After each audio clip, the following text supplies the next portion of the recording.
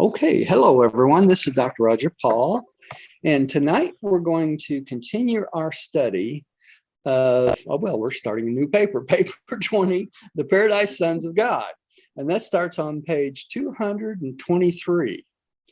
So let's say a little prayer and we'll get started. Father, thank you for bringing us together tonight and allowing us to study your wonderful revelation. Pray you'll be with us tonight and open our hearts and minds that we might remember some of this and that we might share it with others and benefit them also. We say this in the name of your son, Michael, Jesus of Nazareth. Amen. Amen. Okay. My knees must be lower. My picture's lower. Okay. Paradise Sons of God. And Millie, you're up first. So will you take that first sentence and the three things there?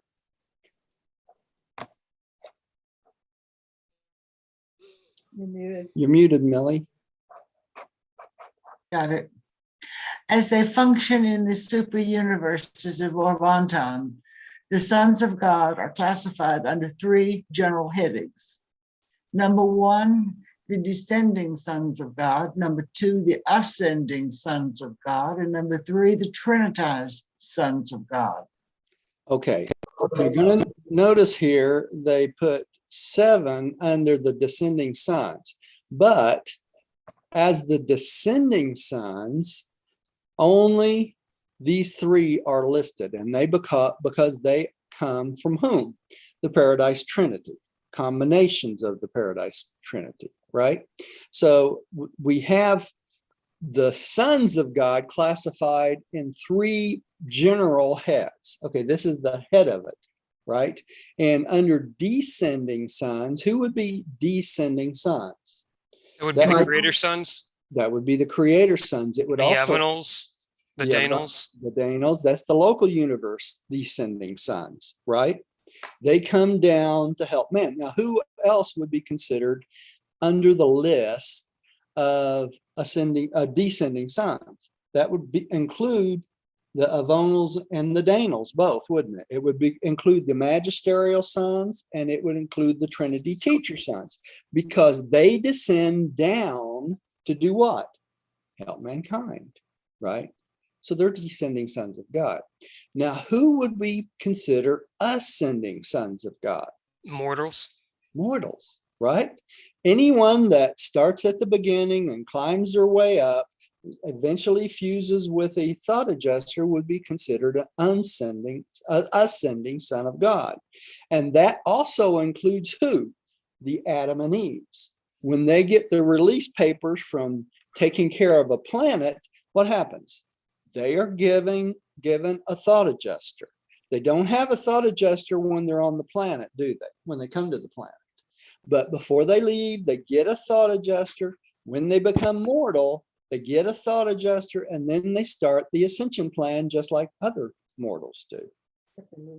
Except they move quicker because they're smarter than we are, right?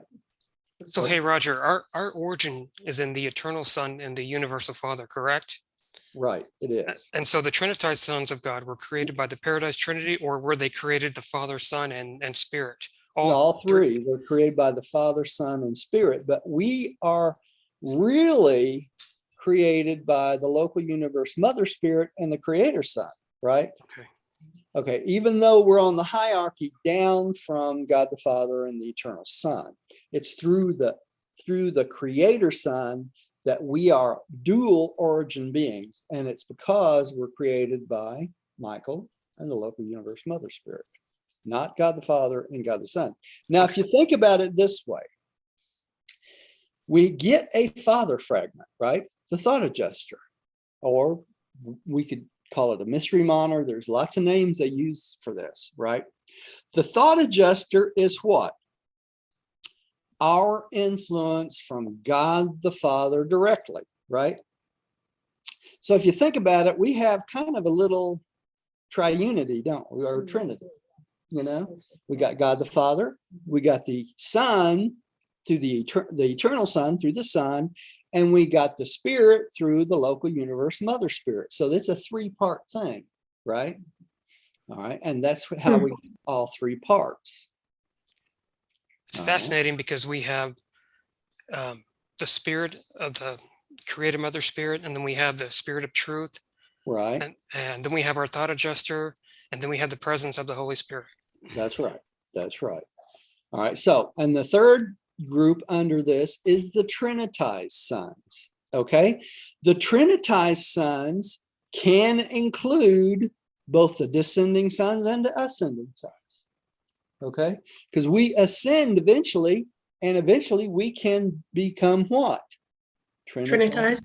That's right. That's right. Trinitized sons of God. Now I put this slide together a few years back. So let's just run through this real quick. Pam, would you take this slide? Just read all three of them. Okay.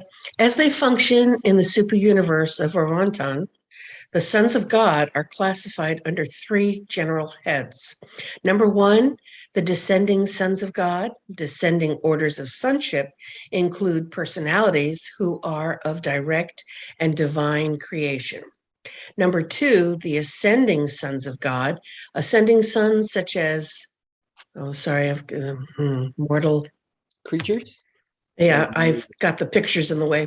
Mortal creatures achieve this status by experiential participation in the creative technique known as evolution. Number three, the Trinitized Sons of God. Trinitized sons are a group of composite origin, which includes all beings embraced by the Paradise Trinity, even though not of direct Trinity origin. So as ascending sons, we become ascending sons by what method? Evolution, right? We're evolutionary creatures. We experience things, we evolve over time. Now, the Trinitized sons of God, what they're saying here is that includes all group. You notice it says composite origin. You see that? So they can be from the paradise, they could be from Havona, they could be from a mortal planet, they can be from anywhere in between. Okay. The thing that makes them Trinitized sons of God is they're embraced by the Trinity, even though they were not directly created by the Trinity. Okay. That's why they call them. Roger, do you have a sample of who that might be? Yeah, on each one, you could have a Havona native, okay, that goes, works with humans and that sort of thing and gains experience with humans and then goes back to paradise and is Trinitized because of this experience they've gained with humans, right? Also, a good example of a Trinitized son would be a human being that goes through the whole process and becomes a finaliter, and then they are embraced by the Trinity and they become Trinitized sons of God. And how do they work? They work as mighty messengers. Remember those three beings we studied that helps the courts? All human beings at one time, but they were embraced by the Trinity. So that gives.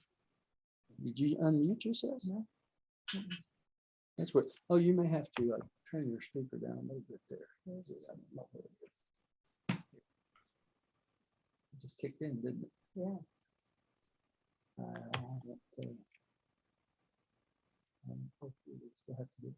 Sorry, y'all, give me a second.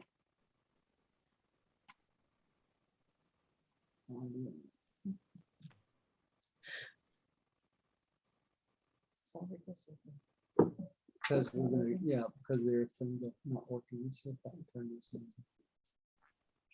I can get a hold of it.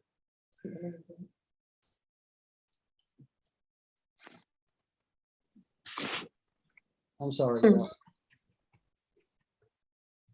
Audio problems. Yeah. I'm trying to move it there so down.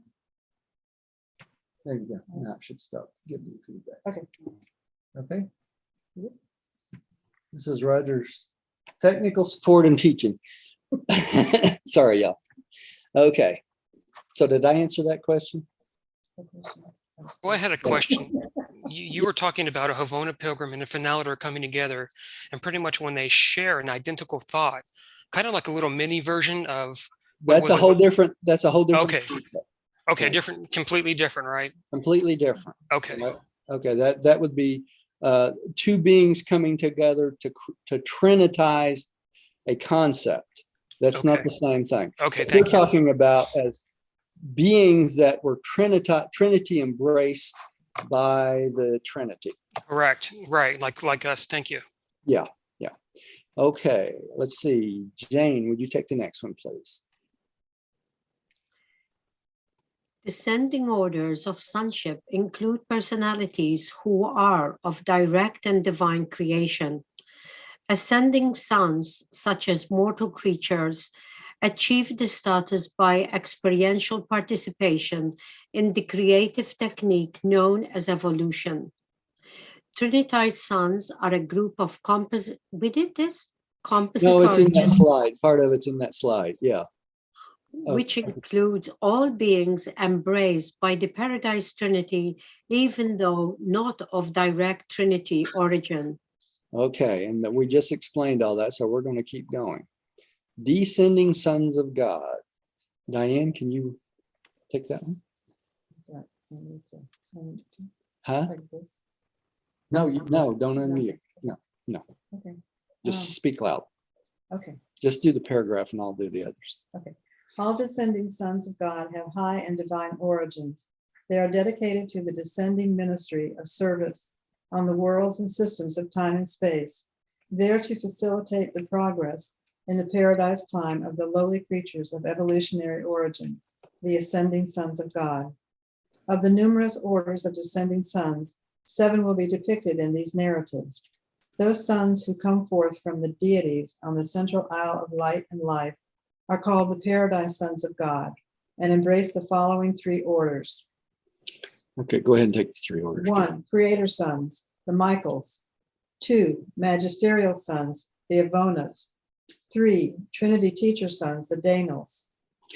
Okay, so these 3 groups are the descending sons of paradise origin, right?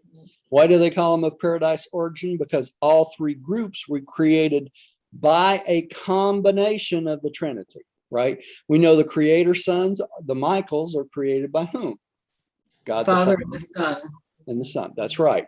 The magisterial sons, God the Son And Spirit. and the Spirit. That's correct. The Trinity teacher sons are what? Father, Son, and Spirit.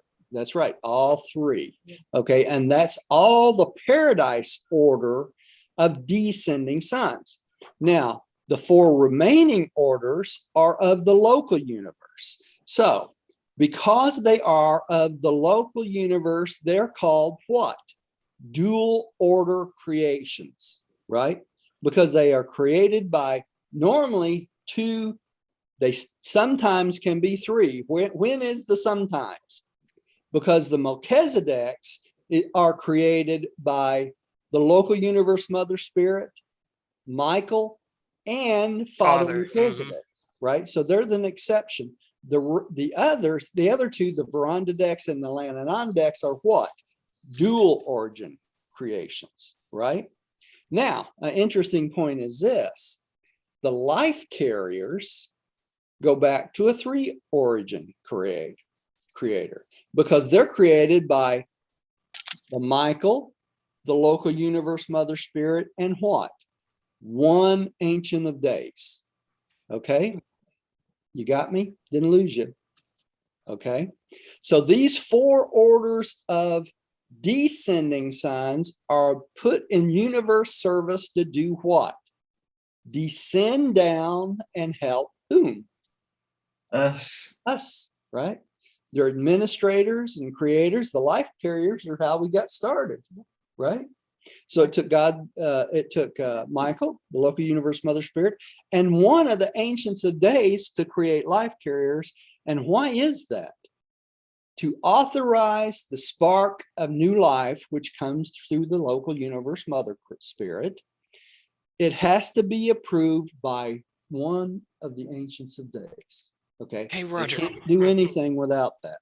Okay. I had a question. What do Yeah. they mean by a life carrier Melchizedek?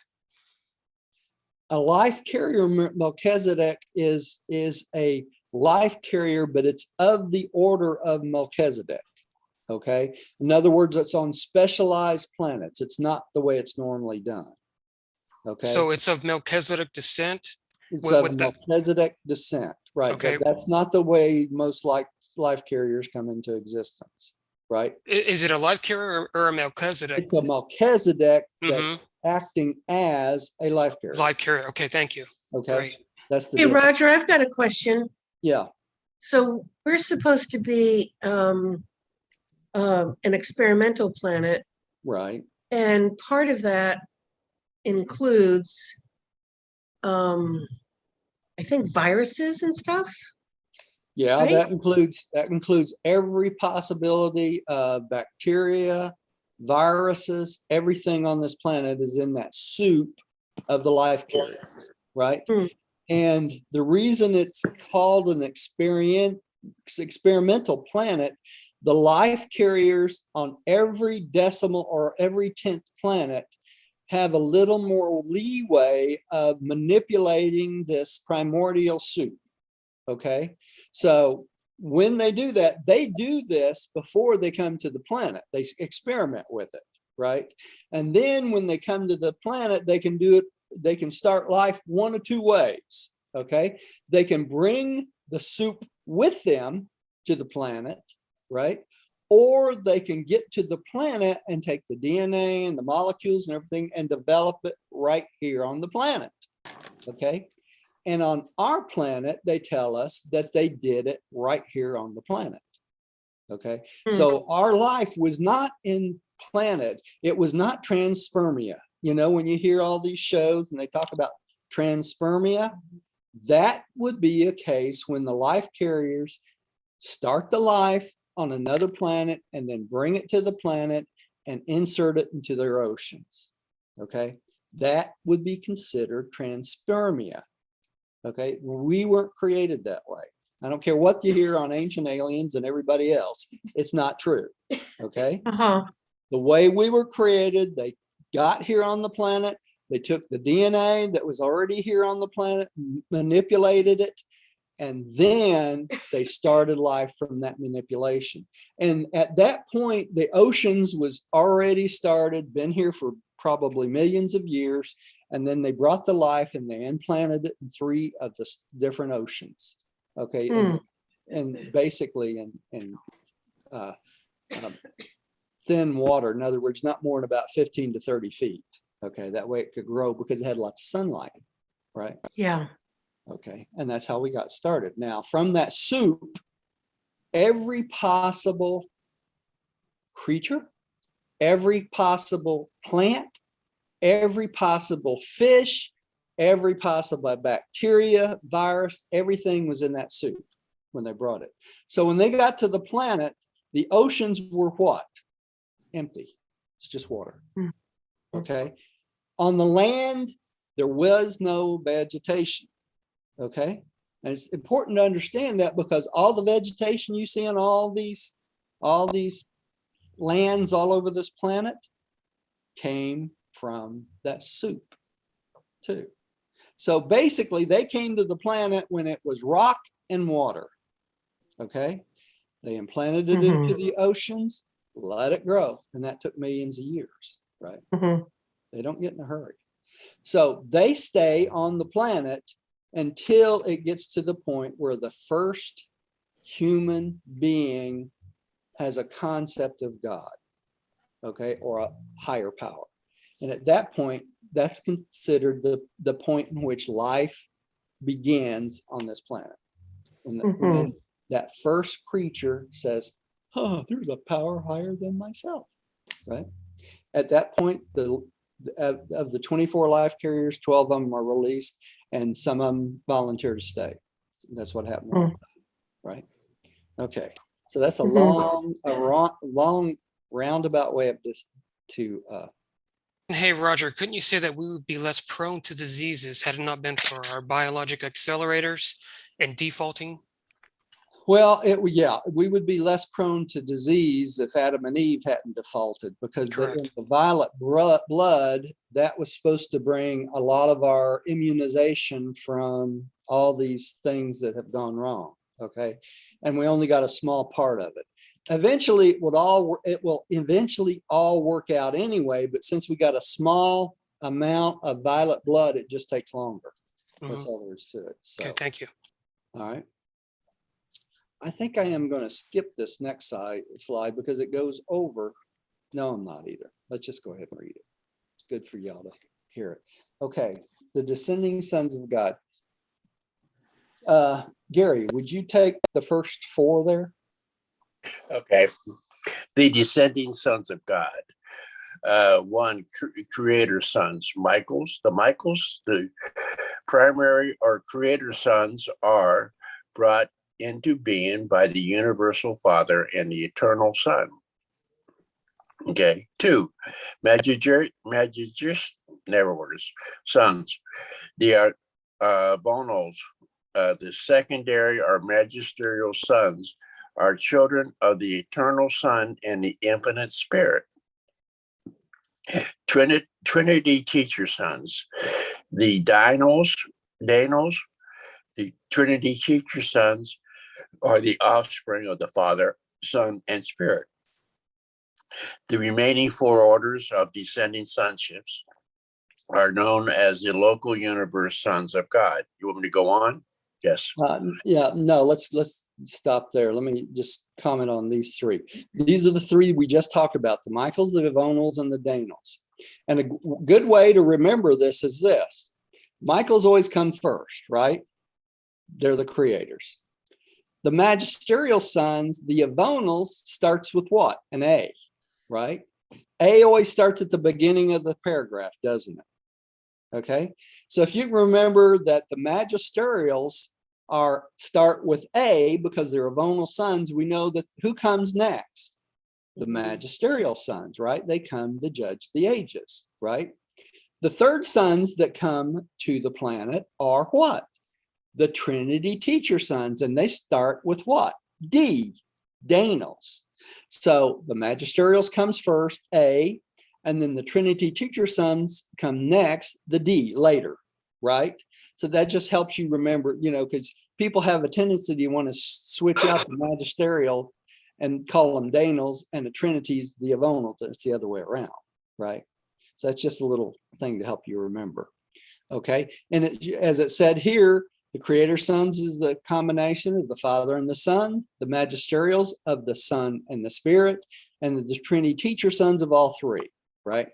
And that's all the paradise order of sons, right? The others are local universe sons. All right, so let's start on that. Tim, will you Yes. take next? Four. Yeah. Number 4, Melchizedek's sons. Melchizedeks are the joint offspring of a local universe creator son, creative spirit and Father Melchizedek. 5, Veronidek's sons. Both Veronidek's and Lanonidek's are brought into being by a creator son and his creative spirit associate. Veronidek's are best known as the Most Highs, the constellation fathers. 6, Lanonidek's sons. Lanonidek's as system sovereigns and as planetary princes. 7, the life carriers.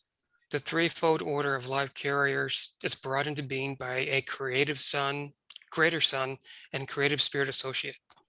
And who did I leave off there on this slide? The ancients of days. Oh, yeah. Ancients of Oh, days, right? The A. Yeah, the A, ancients of days. Okay, so that's the 4 orders of sons. Remember the Lanonideks, the Veronideks are the Most Highs with the constellation, right? The Lanonideks are the system sovereigns and the planetary princes, right? Okay. What's the difference? Can you go back up? Yeah. What's the difference between the like Michaels Okay. and with the sister and sovereigns or whatever it is? Because the system sovereigns are created by the Michaels. In other words, if we go down here, number 4. Okay, I Number 4, remember. yeah. They're Number 4 the down. assistant to Michael, and he creates them. He creates them all, right? We had it Everything about a month and a half ago. Yeah, everything down from 4 to 7 are all created by the local universe, right? Michael and the local universe mother spirit. And the only difference between the Melchizedeks and the other 2 orders, the Trinity and the life carriers, is the Melchizedeks and the life carriers is the Melchizedeks also have a father. Melchizedek is part of that creation of every Melchizedek. Okay, so if you think of it this way, the Melchizedek sons, as their parents, always have a creator son, creative spirit, and the original father Melchizedek. He created every Melchizedek after that with Michael and the local universe mother spirit. Hey, Roger, Yeah. when did the Father Melchizedek come onto our planet the first time? Well, we never had a father Melchizedek on our planet. We had Machiaventia Melchizedek. He was just a regular Melchizedek. Okay. It wasn't Father Melchizedek. Father Melchizedek, as far as I know, has never been on this planet. Okay. Okay. We have had a group of 12 Melchizedeks running this planet. We know of twice. Okay. And that was right after the rebellion, Lucifer rebellion. Okay. And that was the case until Adam and Eve showed up. Okay. When Adam and Eve showed up, the council of 12 Melchizedeks gave over the planet to Adam and Eve. Okay. When Adam and Eve defaulted, the 12 Melchizedeks came back and took back over the planet. Okay. Mhm. The Melchizedeks were in charge of this planet until when? Jesus. Michael, Michael. That's right. seventh. That's right. The seventh bestowal. Upon finishing the seventh bestowal, Michael assumed the ownership of the planet as our quote, quote, planetary prince. Okay. Because he's God. All right. So That is why he, that is why he came here. that Because is we why were the worst of the worst. Well, we weren't the worst. They said there's one that was worse off than us, but we were pretty bad, right? So we were. Was that before Biden took presidency? Yeah, that was before Biden stuff. Yes, that is correct. You didn't answer Pamela's question. She wanted to know when Melchizedek was on this planet. He taught Abraham. He taught Abraham. That's right, and that was Father 1000. Melchizedek? no, just Not Melchizedek. Father Melchizedek, no, just a Melchizedek. Yeah, just Oh. Machiaventia Melchizedek was on the planet. Now, after Michael finished his bestowal, he appointed Machiaventia Melchizedek our vicegerent planetary prince. And he can assume that role at any time he chooses to. Okay. So right now we are governed by one of the 24 counselors on Jerusalem. Okay. And those 24 counselors include Adam and Eve, John the Baptist, Anamanawantan. I mean, all these spiritual leaders down through the centuries. Okay. And they served for 1,000 years as our basically director of the planet. But Melchizedek, Machiaventia Melchizedek, can come back and take charge of the planet permanently at any point he chooses to, but he allows the 24 opportunities to administer this planet for their experience. It's pretty neat, I think. Yeah. You know. Hey, Paul, what was the one guy, Monovich, or what you said? Anamanawantan, he was the spiritual leader of the Red Man. The what? The Red Man. Oh, Indians. The Red yeah, Man. I got that. Now, So he was out in California, you know, eons ago, and he was the one that came up with the Great Spirit, the idea of the Great Spirit. Okay, Mm. that was Anamanawantan. Do you have a year on that? It's in the book, but I can't remember off the top of my head. It was like quite a long, thousands of years ago. You know? Mhm. But he also, another thing he did was he also brought most of the warring tribes, the Indian tribes that were warring constantly for land and women and all this stuff. He brought them all together in a confederation, you know, so they got along. So that was pretty special too, you know. So, What was his name again? Anamanawantan. Okay. Red man. All right. And the Blackfoot Indians are his descendants. If you want to know. So, I thought it'd be the Iroquois, but what do I know? yeah. I know the Iroquois did have a federation because my grandfather was Yeah. part of that. Okay. We get too far off, not too bad. So That's okay. Let's keep going. Number 10 here. Melchizedek, their joint offspring. Who hadn't read? Tim, would you read the next? Sure. You just read, didn't you? Yes, I did. Okay. Millie, would you take that, please? Got it. Melchizedeks are the joint offspring of a local universe creator son, creative spirit, and Father Melchizedek. Both Verandadeks and Lenonadeks are brought into being by a creator son and his creative spirit associate.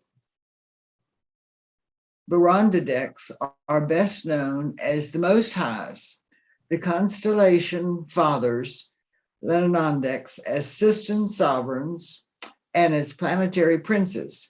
The threefold order of life carriers is brought into being by a creator son and a creator spirit associated with one of the three ancients of days of the super universe jurisdiction. But the natures and activities of these local universe sons of God are more properly portrayed in those papers dealing with the affairs of the local creations. Okay, we'll probably eventually get to that, won't we? Okay, so remember, if I don't know if y'all remember, but when long time ago when we studied Melchizedek, Melchizedek taught the barbarians what concept? The Most Highs. Okay. And he taught them that it was the constellation fathers, but they couldn't comprehend it. Okay.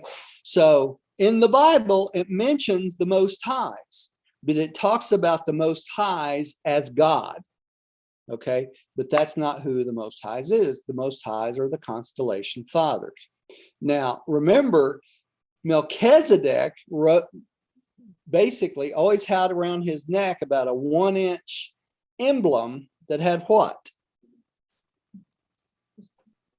3 concentric circles. The Paradise Trinity.